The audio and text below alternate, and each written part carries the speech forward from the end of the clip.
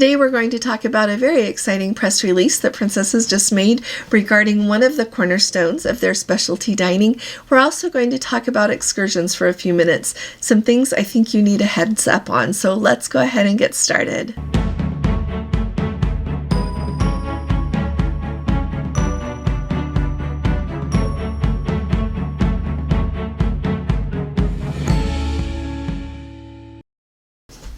Hi there, this is Allison with Let's Go Travel Tips. Today is Thursday. It is April 10th of 2025, and if you haven't subscribed to our channel yet, will you please click on that subscribe button, and if you appreciate my updates, please give us a thumbs up on this video.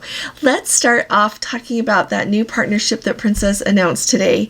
So Sabatini's is one of the specialty dining restaurants that Princess has on most of its ships, if not all. It's an Italian dining experience. We have dined there before. We have enjoyed it. But the Princess has just announced a very special relationship with one of Italy's legendary winemaking families from Tuscany. Their name is Frescobaldi.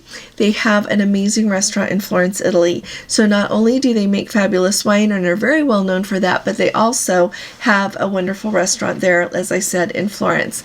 So what the plan is that Princess is going to take their specialty, their experience, the flavors, the warmth, and everything to do with Tuscany, and try to imbue that more into the experience there at Sabatini's.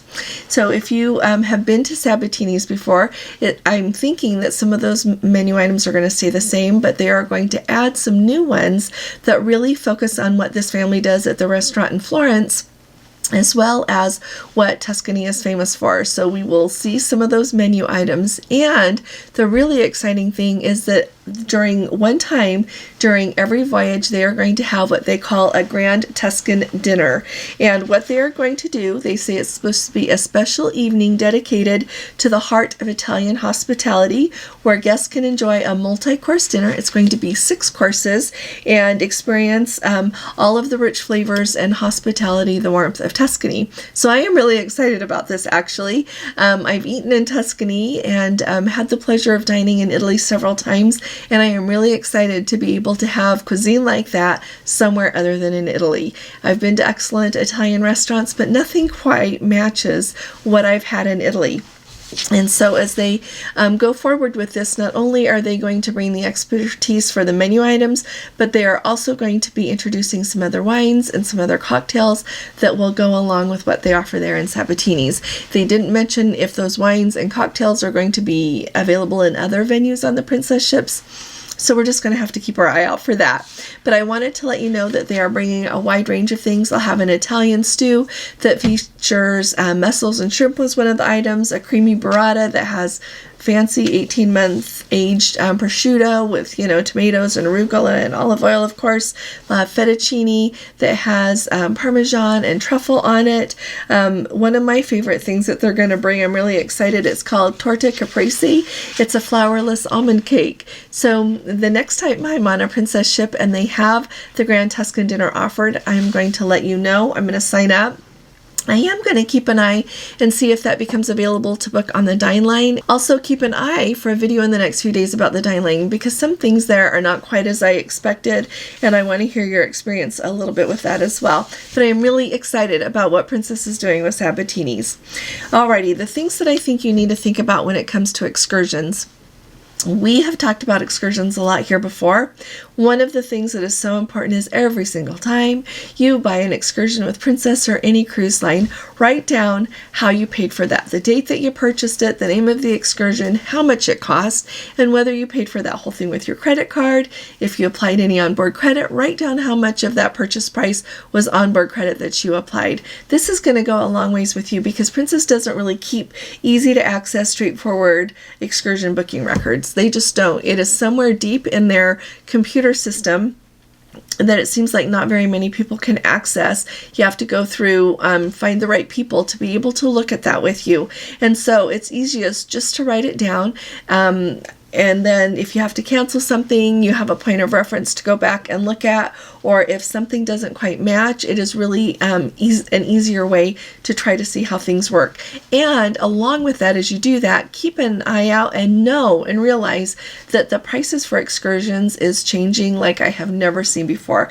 In the 11 years that Gordon and I have been cruising, and I know so many of you have been cruising way longer than that, I have never seen the price of excursions fluctuate so much, generally going up. So you could book an excursion for a cruise that is in a year and come back next month and the price is higher. Same thing with a cruise closer in. Just the short amount of time that we've had our Alaska cruise booked, I have seen prices go up.